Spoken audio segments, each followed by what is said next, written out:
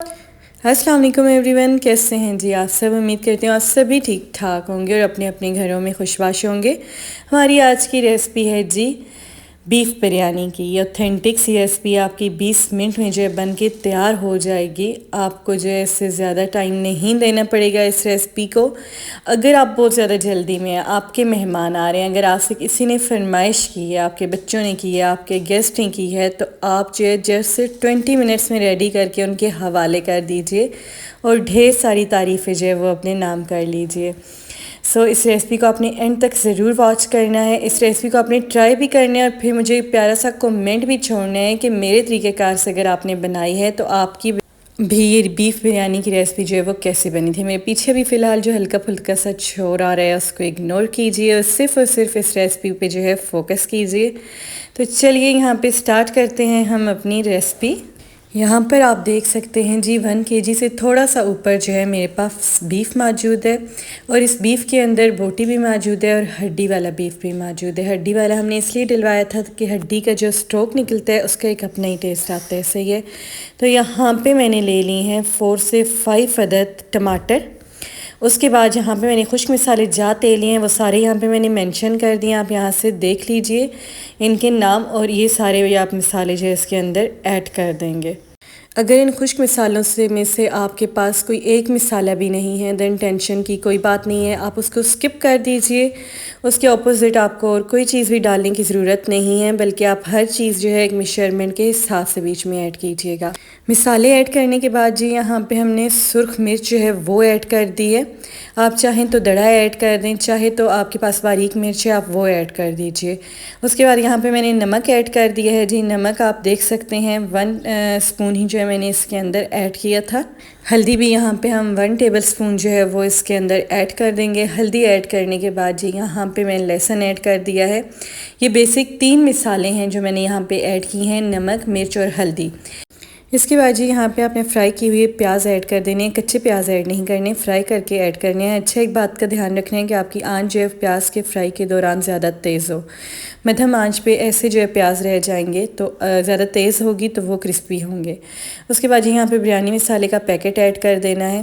बिरयानी मसाले का packet add करने के बाद हमने यहाँ पे हस्बे ज़रूरत पानी इस्तेमाल किया है।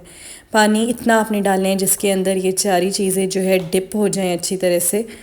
इतना ज़्यादा ना हो कि चीज़ें जो है वो ऊपर ही तैरती रहें फिर, क्योंकि हमने एक हिसाब इसको प्रेशर देना है इस प्रेशर कुकर की, यानी कि सीटी जो है 20 मिनट्स तक चलानी है तो ज़्यादा ना हो। उसके बाद जी यहाँ पे हमने ऑयल ऐड कर देना है। आप देख रहे हैं यहाँ पे तकरीबन 2 पाव जो है वो मैंने ऑयल ऐड किया है। पाव मैं उनको कह रही हूँ जो चाय के दौरान हम पाव वगैरह यूज़ करते हैं।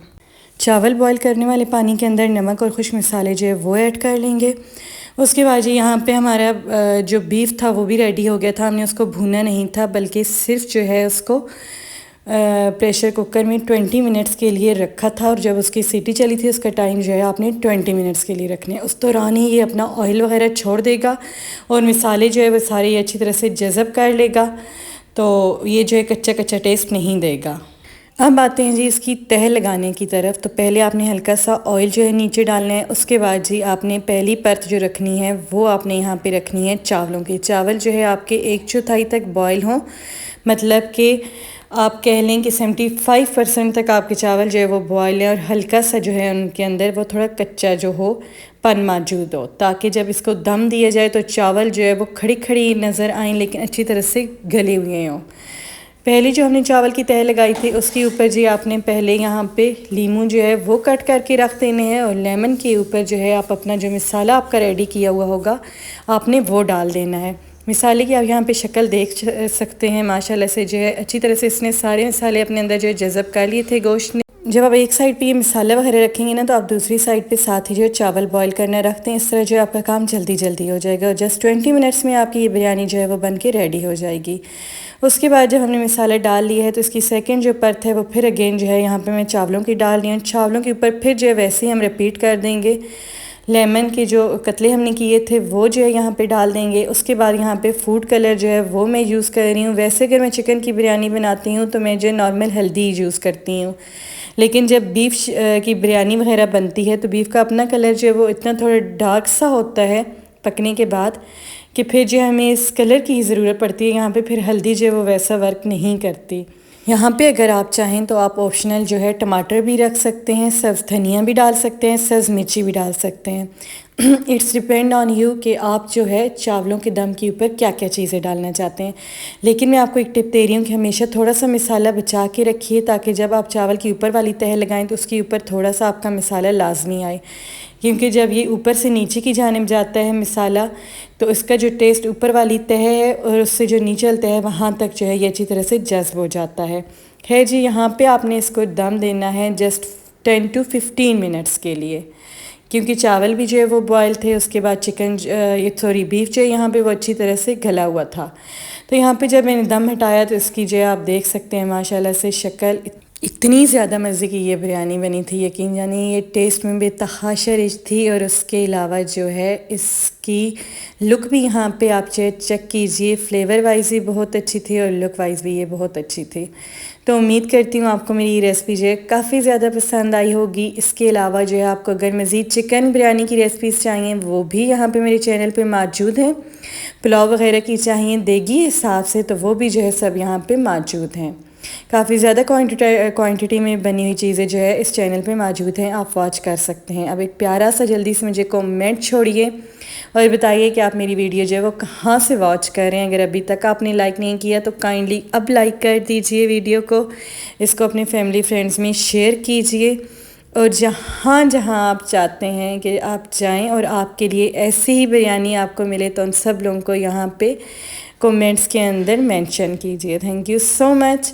अब जल्दी से मेरे चैनल को सब्सक्राइब कीजिए, वीडियो को लाइक कीजिए, अपनी दुआ में याद रखिएगा। इंशाल्लाह फिर आपसे मुलाकात होगी एक नेक्स्ट रेसिपी के साथ। अब नेक्स्ट में क्या बनाऊंगी ये तो जो है मैं आपको नेक्स्ट ही बताऊंगी कि अगली रेसिपी जो है वो आपके लिए कौन सी होने वाली है।